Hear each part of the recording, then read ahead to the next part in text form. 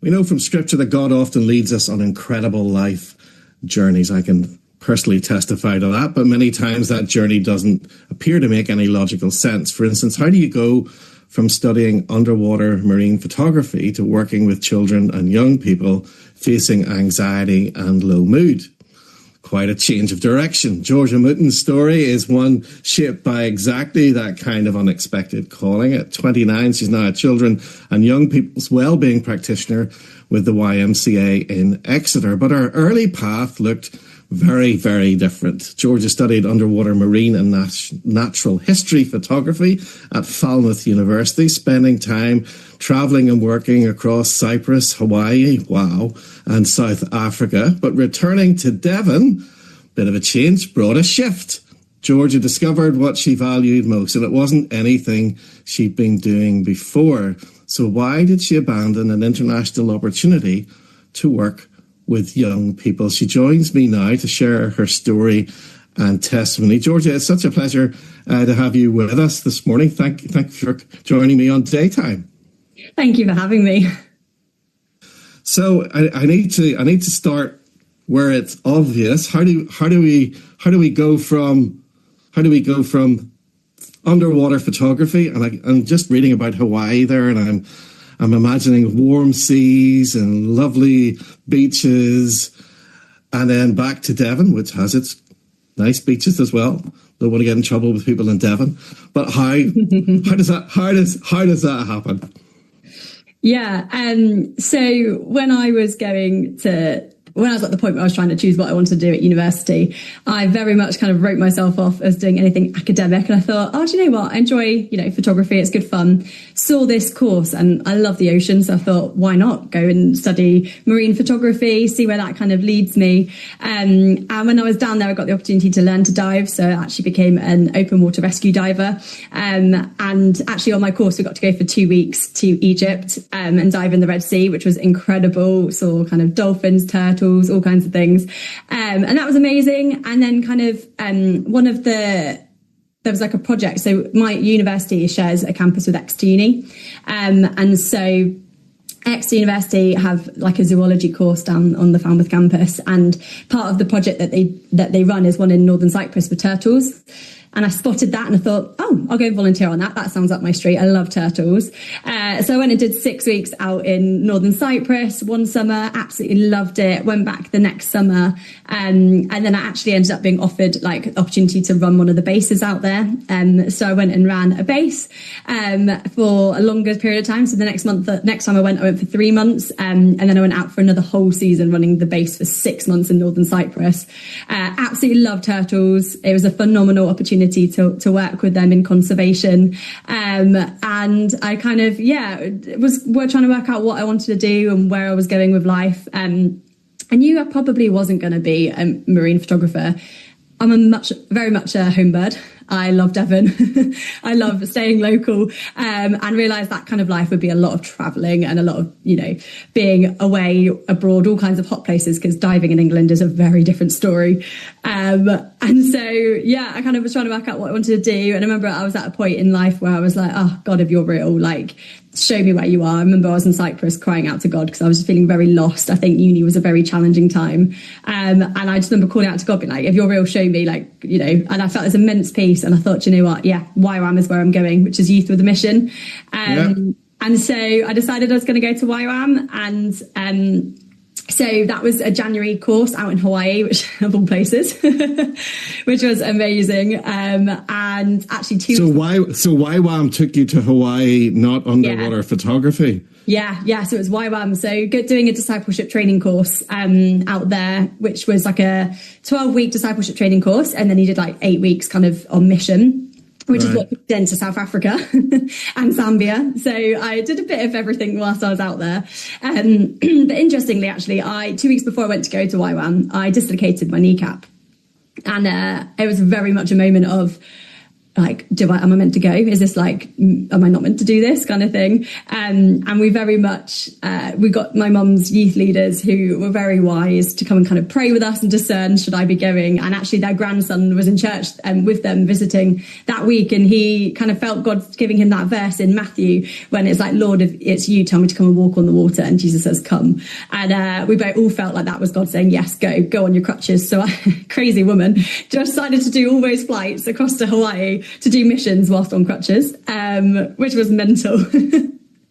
And then I have to just take you a little bit back in our conversation. But yeah. turtles. Now, where did your we need to know, where did your love of turtles come from? Because I'm of a generation and an age where the only turtles I knew were Teenage Mutant ones. So where does this love for turtles? And you sound as if you were actually living your dream at the time, were you? Oh, absolutely, yeah. Every day walking on beaches looking for nests, and then you kind of have to poke to find the nest, and then we would dig down to measure how deep it was, tag it, all that kind of stuff, protect it in cages from stray dogs or, well, to be fair, crabs would get there, which you can't really stop. And then we would wait and see when the hatchlings would hatch, and then we would release them in the evening to protect them. But I just love turtles. I think they're an amazing creature. I love the ocean, and I think they're my favourite animals. So that's kind of where my love for turtles. And once I kind of worked on this project once, I ended up going back 3 more times because I loved it.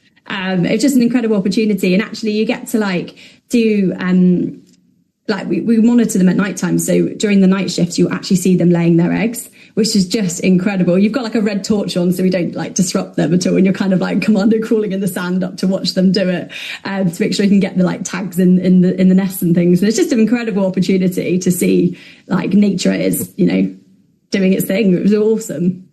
Okay, I get that now, and I think everyone at home's got that as well. So we hear, so you've got your crutches, will travel. So you're off to Hawaii, then South Africa with YWAM. Take it on from there. So God actually healed my knee when I was out there. Ended up climbing Table Mountain in South Africa, which was awesome. And we basically did lots of campus ministry. So we would go around to different universities. So we did some in Cape Town. We went to George, and then, excuse my pronunciation, but Potchefstroom.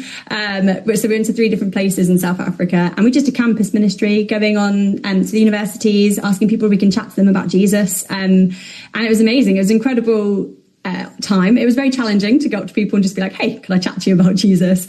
So definitely, was something we had to have a lot of courage to do. But I had incredible conversations with people along the way. Some people gave their life to Jesus. It was just an amazing time out there, getting to do missions, really. So that's kind of where South Africa fell into that. And then I came back to the UK. And it was very much right, how do I do normal life now that I've had the 6 months intense bubble doing missions? How do you kind of shift that back to a 9 till 5 job, which was very challenging. Yeah, I imagine it was. Let's just take a little pause there before we head into where you are now and how you got into it. What was growing up like for you? Was there always faith and church and in your background and in your surroundings? Yeah. So I did grow up in a Christian household. So we very much grew up going to church. And my parents were very involved in church as well, doing lots of youth work and things like that. So very involved in church. But then when I was 12, my dad actually had an affair and left. So that fully rocked my faith. Very much kind of had my faith still, and I saw God moving in amazing ways, but also kind of felt like I had a blindfold on and I was kind of sleepwalking through my teens. And there was moments and pockets of seeing God's faithfulness. So actually I went to Devon Christian youth camps when I must have been about 13. I was definitely in secondary school. And at the time I actually had 48 warts on both of my hands. They were completely covered in warts. And I was so embarrassed. I'd wear gloves to school. I'd hide my hands completely. I didn't want anyone to ever touch my hands. I felt so much shame over these warts. And at Devon Christian youth camps, there was an opportunity for healing. And I said to my sister, I'm not going down the front. I was absolutely no way I was going down in front of people. And my sister, being a faithful sister, was like, it's all right, I'll pray for you here. And so a group of friends who knew about it, they kind of prayed over me, and nothing happened. I just felt really, really peaceful. Nothing happened. It was all kind of, okay, cool. I feel God's peace in this. I went to bed, and the next morning I woke up and no one was in the tent, and I was kind of just starting to get myself ready, and I kind of looked at my hands and then kind of looked away, and then I looked at my hands again and I was like, oh my gosh, there was not one wart left on my hands. It was insane. And that was definitely a moment. I remember running up to the field to find my sister like weeping, like my warts have gone. It was just incredible. So I've seen like lots of God's faithfulness throughout kind of my teens, though I very much kind of was also struggling to find faith at times because I just felt angry about like everything that had been happening in my family, and the kind of the aftermath of that. And then kind of going into university, you know, becoming a woman, not necessarily having that father figure around. I didn't speak to my dad for about 12 years. Actually, I think longer than that. And so kind of, yeah, really struggling to find identity, and started finding it in all the wrong places. I got into some really unhealthy, manipulative relationships that just were really, really difficult for various reasons, and just completely kind of lost who I was. So that was kind of going to YWAM, and that's kind of whilst I was in Cyprus, it was very much struggling to know who I was, what my identity was. And that's kind of what led to that moment in Cyprus when I called out to God and said, you know, if you're there, show me, like I need you. And that kind of is what led me then to YWAM, to kind of see God and find out faith for myself in a deeper way. Did you feel you had a faith, a conviction at a very early age then, or was this a growing into faith kind of thing, Georgia, for you? Yeah, I think I would say I did have like a faith growing up. I think we're very much like went to church often. Like I did know God. I think it was just very shaken when my dad left, and I think I kind of thought, how could that sort of thing happen? How can God be good when that, you know, when that sort of thing happened to me? So I think it was very much rocked me at that point. But I think though there was times when I kind of struggled to see where God was in moments, like later on in life, like particularly when I was in YWAM actually. I remember feeling really, really angry, and I kind of was withdrawing from my outreach team, and my leader kind of called me out and was like, you need to work out what's going on in your heart. and at that point, I kind of just said to her, do you know what, like, I have so much guilt over kind of decisions I made when I was at uni. Like I have so much anger against my dad still. I blamed him for a lot of it. And it was actually in that time that we kind of sat and prayed, and she was like, let's going to pray for the Holy Spirit to reveal where God was in those moments. And actually, I remember like God showing me like the kitchen I was in of my mum's friend's house the night we found out my dad had left, and just seeing God in the corner, like Jesus in the corner weeping with me. And I think, you know, God was always there. I just wasn't always aware of it when I was younger. And I think that faith and that kind of conviction and that understanding of where God was grew as I got older. And I definitely can look back now and see his faithfulness throughout my whole life. That must be a wonderful comfort to you. I find that really encouraging, that you've looked back, prayed, and you can see God in the moments, even though at the time, where are you, Lord? You know, yeah. So that's wonderful. That must have given you a real encouragement and strength in your faith. Yeah, definitely. I think it was a moment where I was like, I felt so lonely, but actually, like Jesus was right there with me. And there was other moments in my life that we also prayed about, and God revealed where He was in those. And you know, there was definitely kind of, it felt like a spiritual battle going on for like my life at the time. And I think that's why it's been, my younger years were very much, you know, pulling, and it was like a storm going on that was kind of fighting for my attention. And I very much saw that God was there trying to go, no, I'm here. And that's been such a comfort. And I think actually that led to masses of healing with my dad. So actually after that conversation, I like texted my dad and I was like, hey, we need to talk. And actually I remember like praying beforehand, like just being like, right, okay, this is like, I need to forgive him. And I remember ringing him, like time difference was late at night for him, but I rung him and I said, look, I don't want you to say anything. I just need to speak. And I just said, look, I release you from all of this unforgiveness. I've blamed you for the decisions I've made, the unhealthy relationships I went into. Like I held all of that against you, but I just want to say I forgive you. And it was just an incredible release. And also it kind of reminded me of like how God forgives us as well for all the mistakes and things that we've done. And it was just such an incredible time of healing and just really understanding God's love like fully. Well, I have to say that takes a lot of courage. Listening to it, I can hear that in your voice. Are you completely reconciled with your daddy now?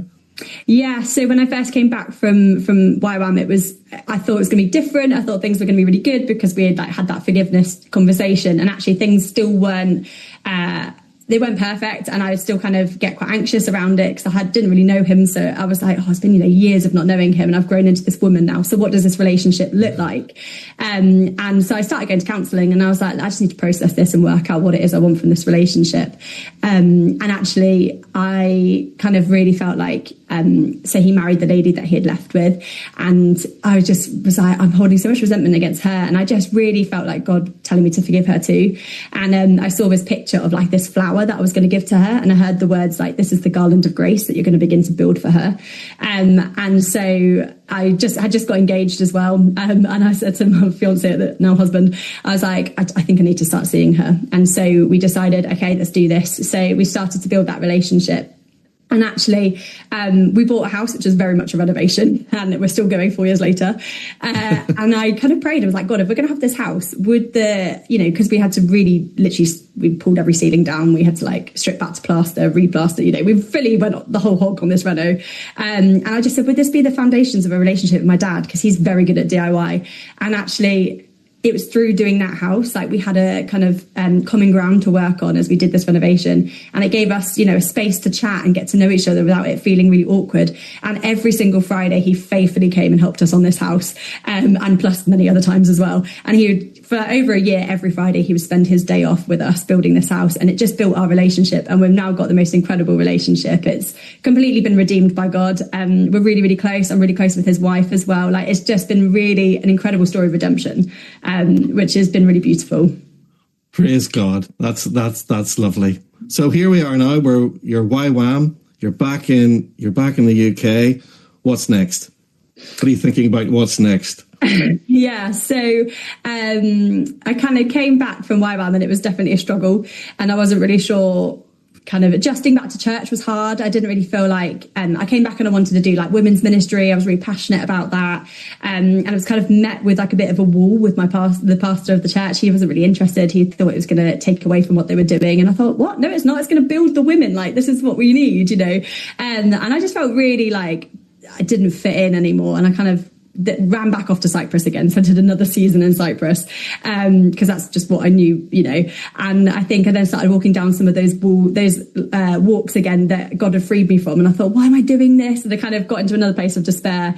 And I remember coming back and just being like, I am not worthy of God's love. And so I'd kind of refused to go to church. And my mum was like, there's no way you're not going to church. So she ended up going to a new church just for me. And every week, Georgia, are you going to come to church? I was like, nope. Georgia, are you coming to church? Nope. And I just kept refusing.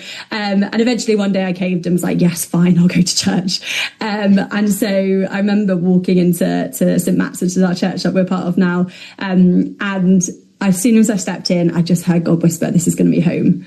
And it was, it was actually also quite funny because that first Sunday I remember looking at the congregation, and I saw this handsome man drinking a cup of coffee in the corner, and I thought, oh, this could be something. And it turns out that man's my husband.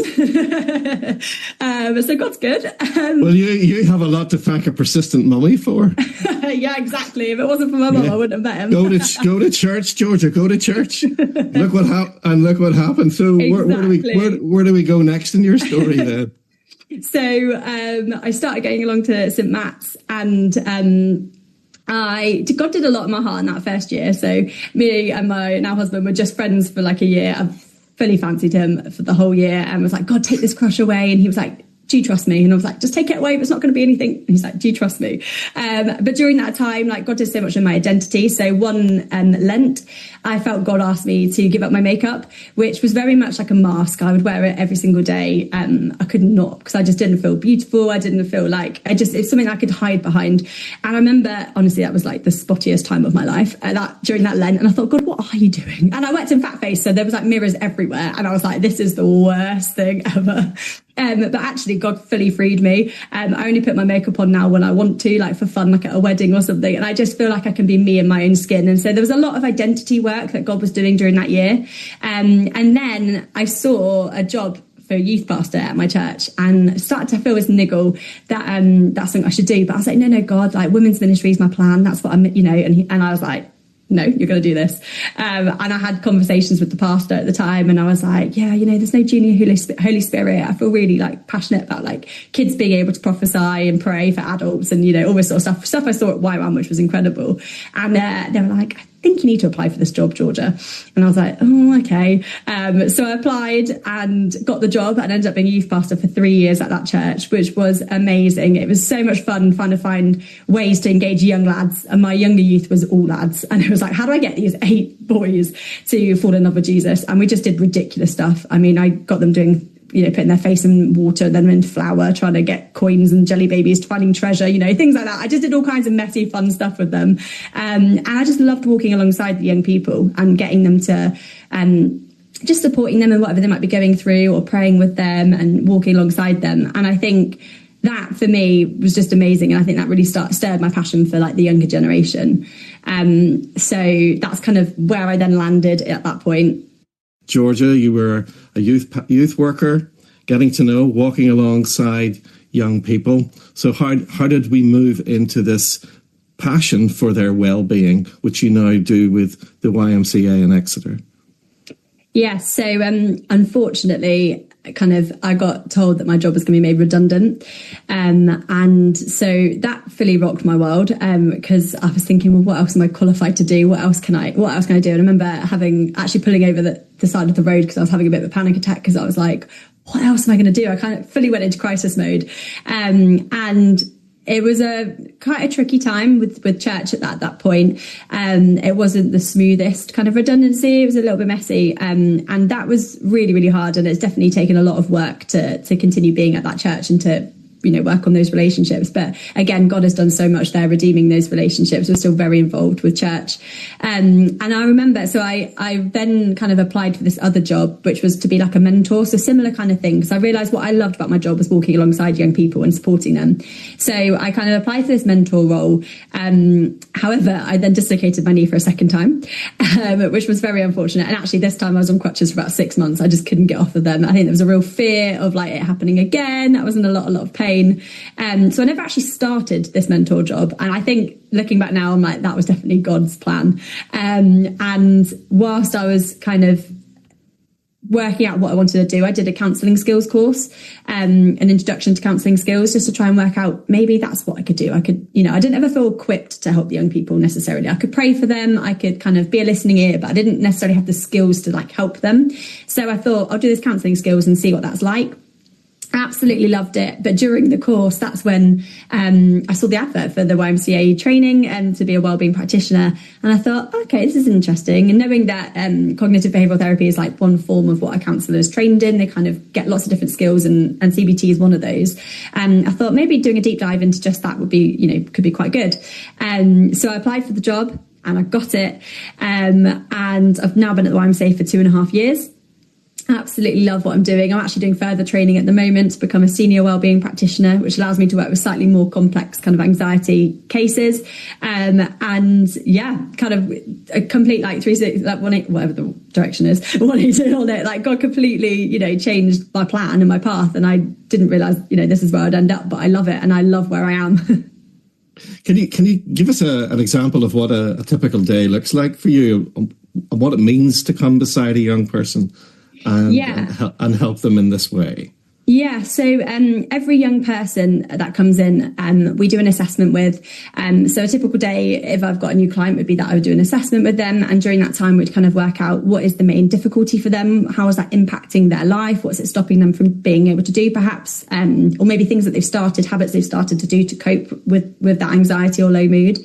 And then once we've done that, we kind of take it to supervision, and we kind of say, I think this might be the right kind of toolkit. So we've been trained with lots of different toolkits that we can use to help a young person.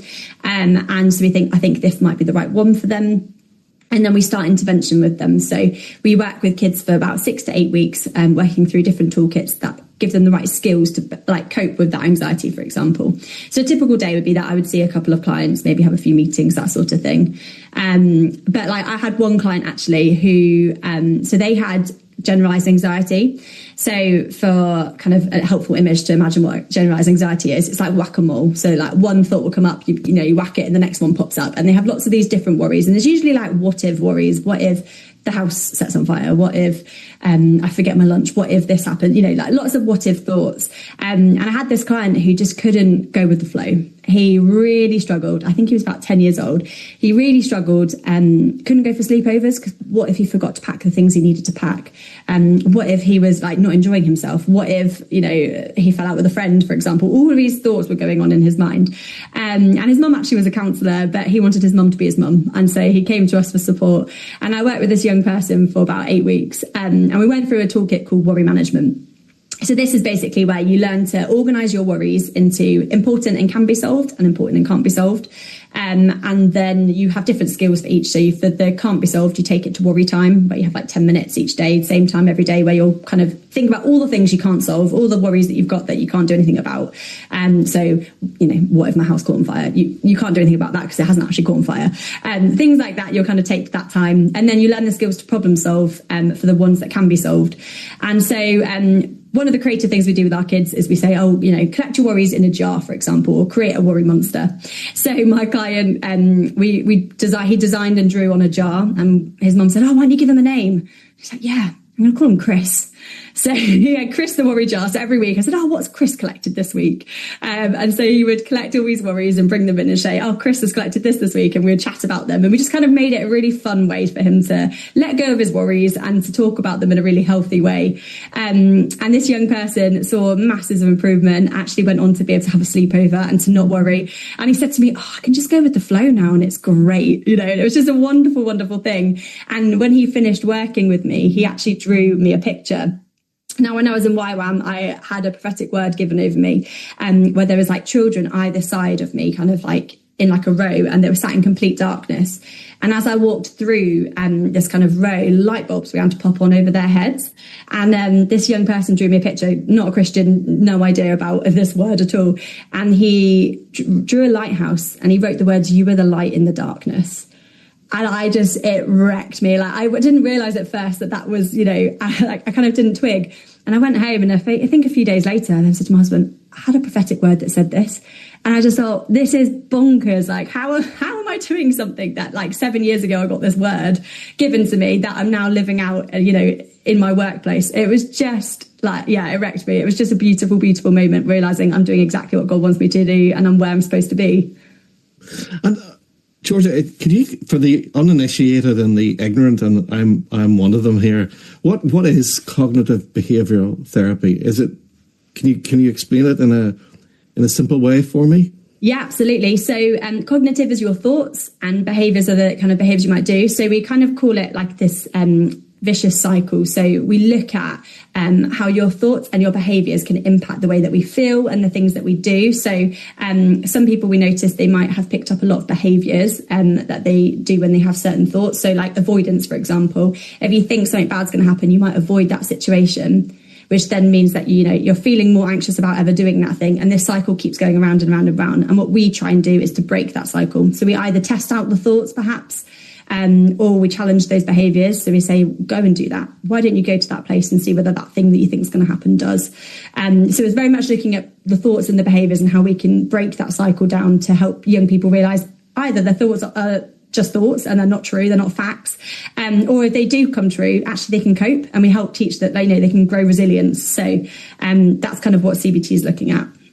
Okay. And obviously working with YMCA, you're coming at it from a Christian perspective as well. Is there a crossover with faith and what forgive me, the clinical side of what you do?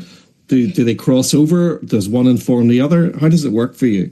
So we don't actually bring our faith into our clinical practice. If we're invited by the young person, if they say that they're a Christian, or and open up that conversation, then we share, I also go to church, and we kind of are led by what they want to share. So we don't bring it into the clinical space unless asked. However, what we do as a organisation is we meet every single morning for morning prayer. Where we can share like prayer requests we might have. So that might be, I've actually got a client with really tricky anxiety today, like just prayers for that session that will go well, for example. And other people across the organisation will share things that they might want to bring.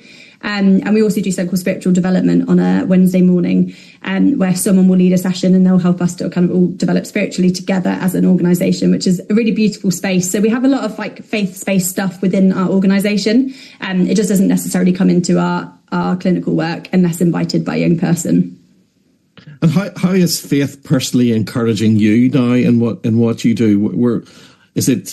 Are you more rooted in what you're doing? Are you grounded in that way? Yeah, definitely. I think there's, on my commute in, I often have worship music on in the morning just to kind of get me in the right headspace and be like, okay, God, I need your help in this today. It's, it is tricky. It is, some days you have clients, with kind of mild anxiety that feels easier to help and support, for example, that young person with the fear of, going with the flow. But we also then do have tricky clients that can feel really heavy. And at that point, you kind of have to give it to Jesus and you're like, okay, I've done my best. I've done all that I can. And it's kind of, I think it gives you a dependency on God more through our work, because there are moments that are tricky, when you've got young people with suicidal thoughts or just really, really struggling. Like, you kind of think, okay, I've trained, I can do what I can do, but ultimately, like, that's in God's hands. So it kind of leads you to pray more, definitely, and to lean on God in those moments. Is it a long session, or is it weeks of counselling? How does it work in practice for you? Yeah, so the assessment session is about an hour, although it can sometimes go longer depending on kind of the age of the young person. That definitely plays a factor.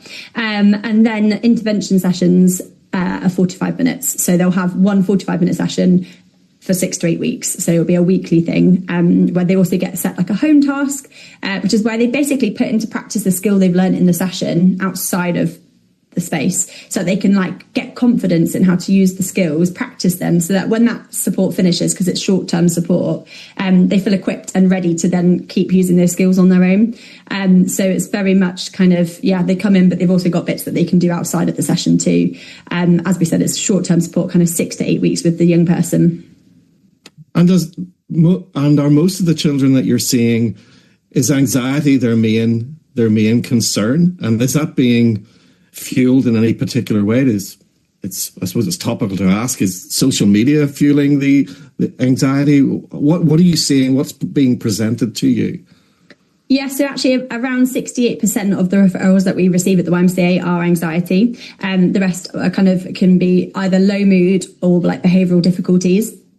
But yes, I think social media does have a big part in the anxiety. I think we're seeing quite a lot of social anxiety, and I think some of that is fueled by social media. There's such a image of how you have to look and how you have to dress and how you have to be, and I think there's a lot of comparison. Like, I just hearing stuff from the young people that come through to our rooms, and I'm thinking, oh gosh, there's a lot of pressure on young people, and I think a lot of that's through TikTok and Instagram, and so I think there is a rise in that anxiety, and I think some of it also came from COVID. I think having to be inside, doing everything online, not being able to have those social skills as well. I think that either ignited an anxiety in young people, or it kind of just increased that anxiety that was already there, that was manageable perhaps, but then just got made a lot worse by having to be inside and isolating. So I think there's a lot of factors that are causing it, but I think there's a lot of pressure on young people these days, and I think that's definitely a leading factor in anxiety rising.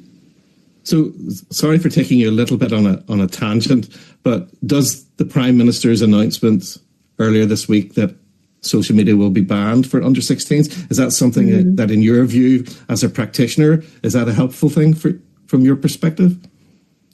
Personally, I think yes. I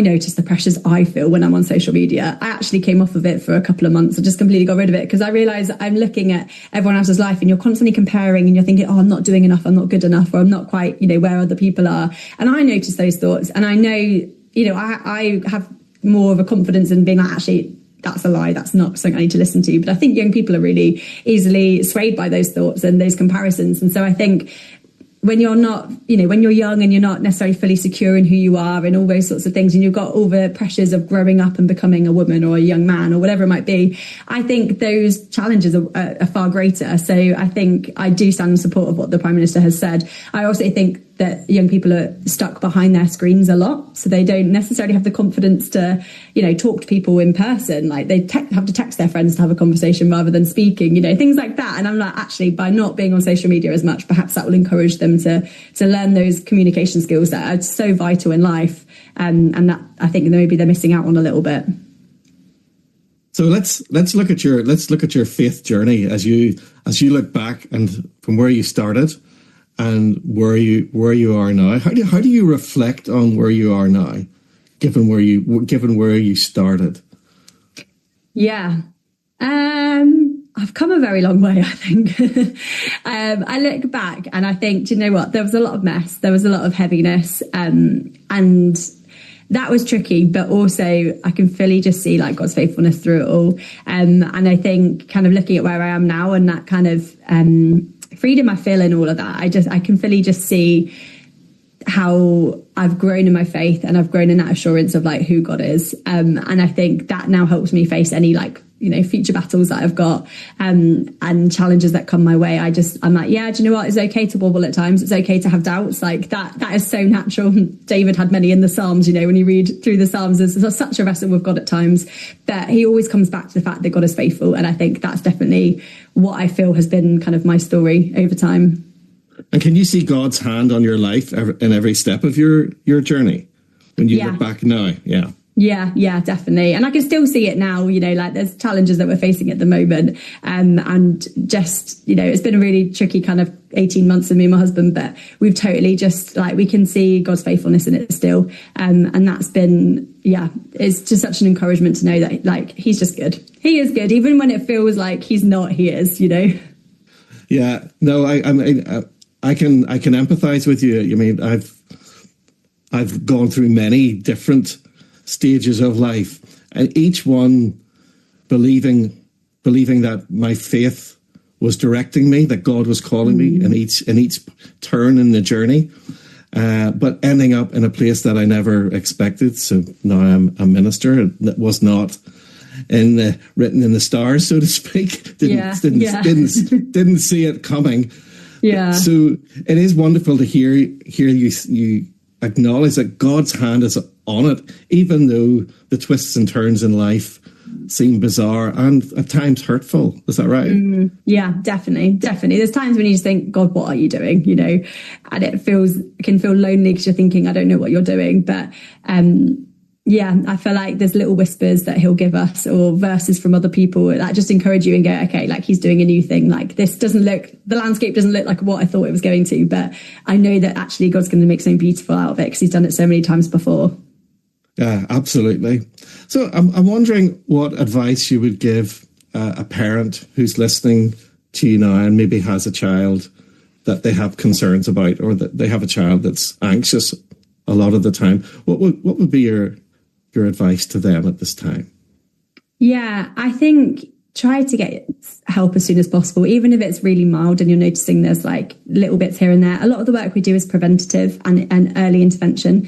So the idea is that we can give these young people the skills that they need so that it never gets to a point where they're kind of in crisis mode and needing to, you know, go to CAMS or somewhere, you know, with more high intensity support. So even if it's just a small little niggles you're noticing and you're thinking, okay, my child's looking, you know, feeling anxious in these moments, just get that support. It's so important. There's some really helpful tools that you can, like books and resources that you can use. So there's a book called Helping Your Child with Fears and Worries by Kathy Creswell, which is actually one of the interventions that we use, which is called parent-led. So we'd work with the parent, particularly if the child's about, you know, 5 or 6 years old and they're quite young and it's a bit hard to necessarily work one-to-one with them. We'll go through this book with the parent and it's just the most like easy, like book to understand. It just really lays out kind of how maybe as a parent sometimes we might continue that cycle of anxiety by giving reassurance. Sometimes actually that's not helpful for the young person because it kind of makes them think, oh, maybe there is something to be worried about. And it kind of helps you as a parent understand what you can do to help, how you can ask curious questions, how you can support your young person. So that's a really fantastic book. It's so like beautifully written and it just really sets you up for a win as a parent. So if you're not wanting to necessarily ask for support right now, then read that book and hopefully you can, you know, support your young person at home on your own. Forgive me, Georgia. Can you give me the name of the book again, just so everyone listening is clear on its title, please? Yeah, absolutely. It's called Helping Your Child with Fears and Worries by Kathy Creswell. You can also listen to it on Spotify if you have a Spotify account. So there's Audible books of it too. And then I think there's lots of charities similar to ours that offer low intensity cognitive behavioural therapy. locally. So there's options to like find local support like that. Or if you're struggling to find it, the YMCA, we do offer online services. So we can do everything via Teams calls. So if you do like can't find somewhere local, put in a referral form, go on to YMCA Exeter /Wellbeing, and you'll find our Wellbeing page where you can find a referral form, and we can offer online. So yeah, just find some support, find some resources that you can use, and it's never too late either to ask for that help. I was going to ask you, is what you provide in YMCA Exeter particular to Exeter, or do other YMCA provide the same sort of service? I'm not actually sure about other YMCAs. We are all kind of our own charity and our own organisation. Yeah. So we do every YMCA offers different things. I know there's lots of YMCAs that have obviously the housing side of things, where we support vulnerable young people and homeless young people and provide housing for them. And there's some of them have like more youth work stuff, and like with every YMCA kind of operates differently. But our YMCA does offer free wellbeing support for young people. So I think that's also a nice element of it, that we can offer free support to young people. So yeah. Okay, so another question then for that listeners may be considering. What would you say to a listener who's listening and are considering a radical change of direction in their lives, and they believe it's from God? What's your advice to them? That's a really good question. I would say choose some wise counsel around you. Definitely, like when you're feeling God giving you something, kind of weigh it up. Ask people to pray with you and see whether they hear anything. That's definitely what we did with my being on crutches. We asked some wise counsel to come and pray with us and discern, should I be going whilst on crutches? Is this a crazy thing? So definitely like do that. But then also I think sometimes like it is your gut instinct. You're like, I really feel like this is the right thing. And sometimes you just got to try. You know, that Bible verse, ask, seek, knock, you know, we just got to keep knocking and see what doors open, and trusting that God's going to be fully with us on that adventure as well. So what's next for you then, Georgia? Is God keeping you in counselling, or is he tugging at other parts of your faith at the minute to take you elsewhere? You going to stay put? Very much staying put. Yeah, I really feel like there is a bit of the system is a little bit broken for mental health support, particularly for young people. And I very much feel passionate about providing that within a community setting and within like the YMCA, because I feel like we can start to be a bridge to kind of bridge that gap between the mental health services and support as many young people as we can. So my aim is to keep training and hopefully become at some point high intensity trained, so that we can, you know, we don't have to turn any young person away, because I just want to be able to support every young person that we can. And that's very much a passion that I feel God's put on my heart. Very good. I suppose what I want to ask you next is, in terms of your faith, have you, and in terms of being called this light in the darkness, how's that sitting with you right now?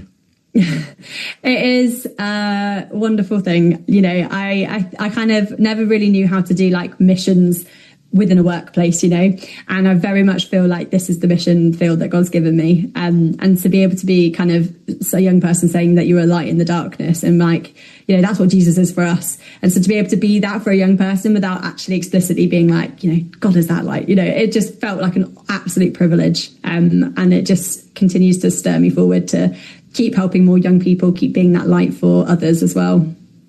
And a last question, but not the least important.